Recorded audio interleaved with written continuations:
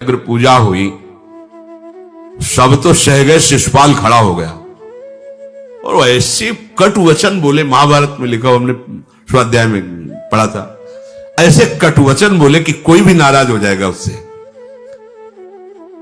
तो पहले भीमसेन खड़े हुए और कहा कि अपने बड़ों का सम्मान करना सीख, चूंकि भाई ही लगता है, जैसे कुंती बुआ ऐसे भगवान की वो बुआ का दूसरा है ये लड़का, सम्मान करना सीख। अगर तू ऐसे ही बोलता रहा तो यही मैं तेरा गला काट दूंगा। ऐसे कहा, बैठ जा ब्रिकोदर, बहुत खाने वाला, तू क्या मेरे से लड़ेगा। भगवान ने भी इशारा कर दिया। जब देखा कि ये बोलता ही चला, भीष्म जी खड़े हुए और भीष्म जी ने कहा, मैं श्री कृष्ण के चरण आसक्ति चित्त वाला हूं, अगर अब एक भी शब्द यहां बोला इसने तो मैं किसी की नहीं सुनूंगा, इसको नष्ट कर दूंगा। और दोनों सभाओं के सर पर पैर रखता हूं, जो श्री कृष्ण का विरोध करे उसके लिए मैं पर्याप्त हूं। भगवान ने कहा, चुप रहो, शांत रहो, सबको बैठा ला। वो गिनती शुरू की थी, 98, 99 का शिशुपाल सावधान, जो तुम्हारी माता को वचन दिया था बस एक शब्द रह गया है, आगे मुझे दोषी कोई न ठहराए। 100 तक क्षमा करने की बात कही थी, जे ही, वो तो रुकने वाला थोड़ी था, जे ही आगे बोला सुदर्शन जी के द्वारा उसका वो परम उद्धार हुआ जो बड़े बड़े ऋषि मुनियों के लिए बड़ा दुर्लभ पद कहा गया है। गोपीजनों ने सौंदर्य माधुर्य निधि भगवान को अपना कांत माना, प्रीतम माना। एक ही वृत्ति, कितनी गजब की वृत्ति गोपीजनों की है कि सब कार्य करते हुए कृष्णाकार वृत्ति है। बेचने दही जा रहे हैं, बोल रहे कोई कृष्ण ले ले, दामोदर ले ले, माधव ले ले। कैसी वृत्ति है, देखो कैसी उच्च कोटि की अवस्था है। किसी भी भाव से हमारे प्रभु से जुड़ जाए तो इच्छा द्वेष द्वंद्वों से वो मुक्त हो जाए। और जब तक ये ठीक है, ये बेठीक है, इस तरह के द्वंद्व तुम्हारे हृदय में बने रहेंगे, तब तक मूढ़ता रहेगी और उससे पतन होता रहेगा। संसार का संबंध दृढ़ होता है इच्छा से। बहुत सुंदर बात है, संसार का संबंध दृढ़ होता ही है इच्छा से। इच्छा खत्म, संसार का संबंध खत्म। कितनी बढ़िया बात है। पर हम भागे घूम रहे हैं इच्छाओं की पूर्ति के लिए। जब एक बता दिया कि समुद्र है भगवान, जो चाहिए इन्हीं से क्यों नहीं, पर इनसे मिलने के लिए भी तुम्हें शराब छोड़ना पड़ेगा, तुम्हें मांस छोड़ना पड़ेगा, व्यभिचार छोड़ना पड़ेगा, गंदे चिंतन छोड़ने पड़ेंगे। वो राजी नहीं हो तो करो पाप और चाहो सुख। ऐसा कैसे हो सकता है? यही है जीव की परेशानी, यही है। वो ये चाहते हैं कि हे संत महात्मा, हे भगवंत, हमको छूट दो, हम खूब गंदे आचरण करें और आप हमसे सेव संतरा रुपया पैसा ले लो और आप ऐसा आशीर्वाद दो कि हमारी उन्नति होती रहे, दुख न मिले, हमें सुख ही मिलता है। कभी स्वप्न में भी नहीं हो सकता। तब लग कुशल न जीव कहूं, सपने हूं मन विश्राम, जब लग भजत न राम कहूं, शोक धाम तज काम। ये दुखों का खजाना काम अर्थात इच्छा, इसका त्याग करके भगवान की शरण में होकर जब तक नाम जप नहीं करोगे, स्वप्न में भी तुम्हें विश्राम नहीं मिलेगा। और नाम जप एक गंदे आचरण करने वालों के हृदय में नहीं हो सकता। नाम परम पवित्र है। ये तभी होगा जब आपका खान पान सात्विक हो, आपका वातावरण सात्विक हो, आपका बोलना उठना बैठना सब सात्विक हो, तब नाम भगवान कृपा करेंगे आपकी जिह्वा। फिर कौन सी इच्छा रह जाएगी, कौन सी इच्छा रह जाएगी? अरे आप विश्वास कीजिए, ये जितनी इच्छाएं हैं सब स्वाप्निक हैं। जब आप सच्चा विवेक धारण करेंगे तो आपसे पूछा भी जाएगा कि जबरदस्ती केवट से कह रहे ले लो, वो कह रहे आप कछुनाथ न चाहिए, मोरे नहीं चाहिए। प्रहलाद जी कह रहे हैं वरदान मांगो, हमारी आज्ञा का पालन करो, तो कह रहे हाँ आपकी आज्ञा का पालन करता हूं, हे नाथ मुझे यही वरदान दीजिए कि आपसे भी कोई इच्छा न रहे। ये वरदान मांगा कि आपसे भी कोई इच्छा। आप सोचो क्या है ऐसा भागवती का रस कि जिसको वो मिला तो भगवान से भी कह देते। और भक्त तो बड़े विचित्र विचित्र है, वो भगवान से कहते तुम्हारी इच्छा क्या है प्यारे, बोलो हम पूर्ण करते हैं।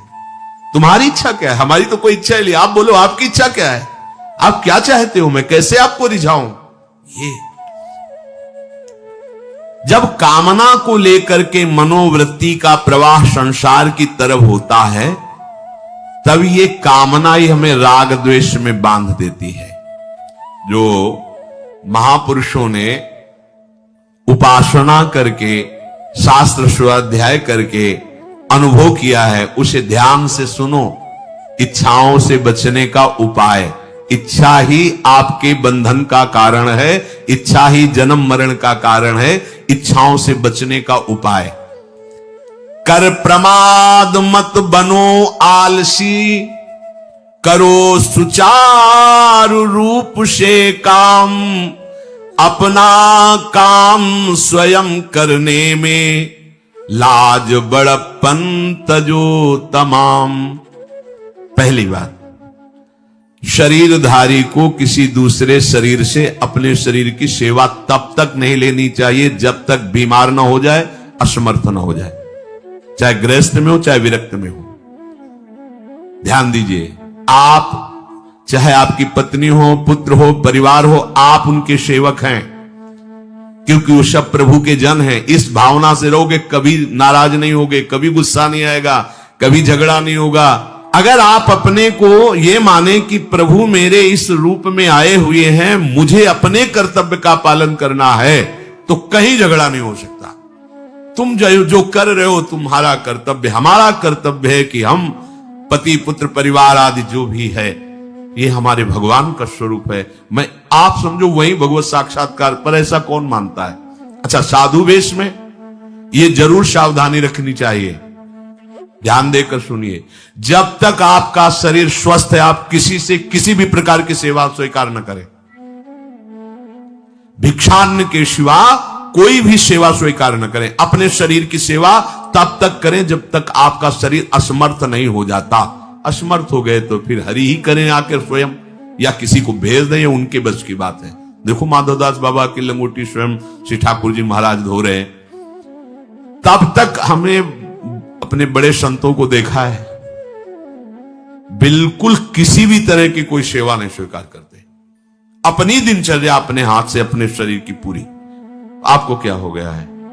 आप भी वैसे ही चलो जैसे गुरुजन चले हैं, भिक्षान्न के सिवा। आप अपनी किसी भी तरह की सेवा किसी से मत करवाइए। आप देखो, इच्छाओं का दमन होना शुरू हो जाएगा।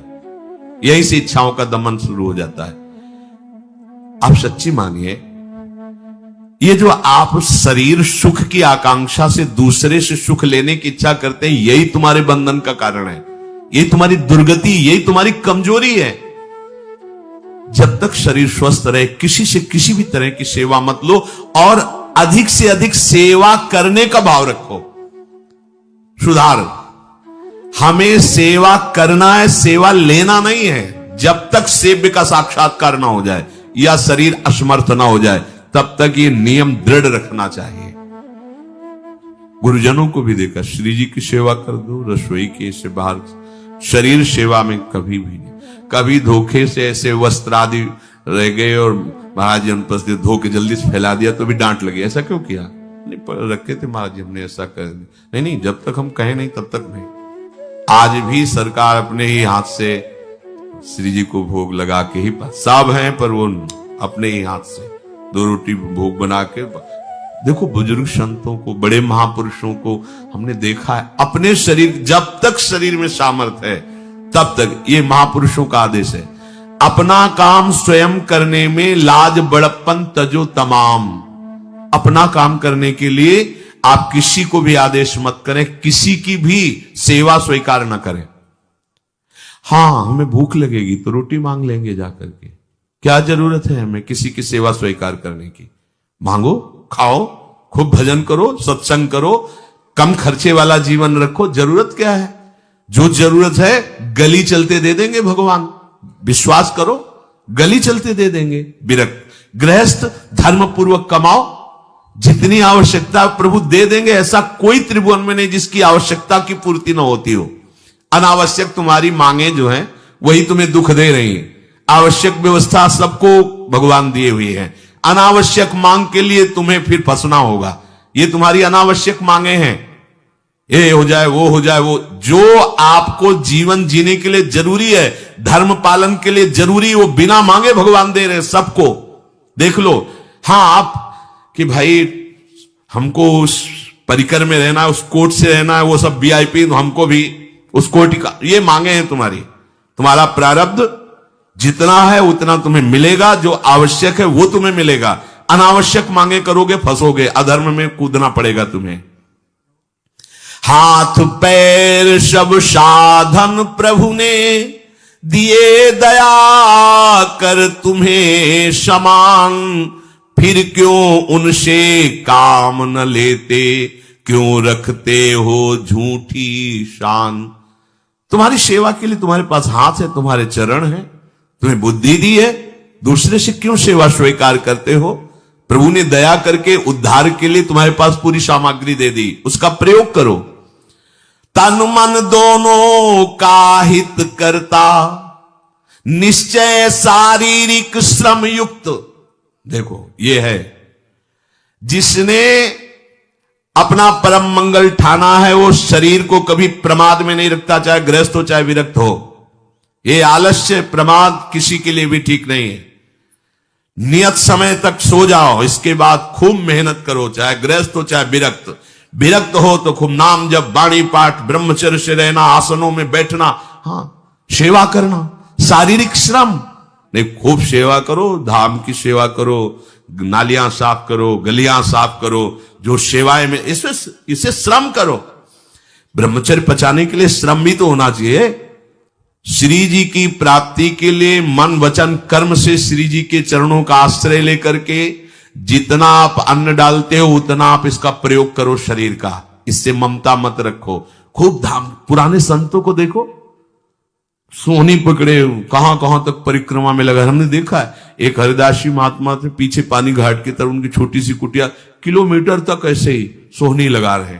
वृद्ध वृद्ध महात्मा सेवा करें, अपने लोग जवान महात्मा होकर, शरीर स्वस्थ होकर, बेइज्जती सम, अगर सोहनी पकड़ के खड़े हो जाओगे गली में तो आपको लगेगा अपनी बेइज्जती हो रही है। वाह, कितनी बड़ी इज्जत है हमारी। स्वामिनी के महल की वीथियों में सोहनी लगाने में तुम्हें बेइज्जती लग रही, और आचार्य चरण याचना कर रहे हैं। यत्किंकरीषु बहुशा खलुका कुवाणी, नित्यम परस्य पुरुषस्य शिखंड मौले, तस्या कदापि रसनिधेर वृषभानुजायास, तत्केल कुंज भवनांगण मार्जनीश्याम। लाडली, जो ऐसी कृपा करो कि आपके वृंदावन धाम में कहीं सोहनी लगाने वाली, पोछा लगाने वाली मैं बन जाऊं।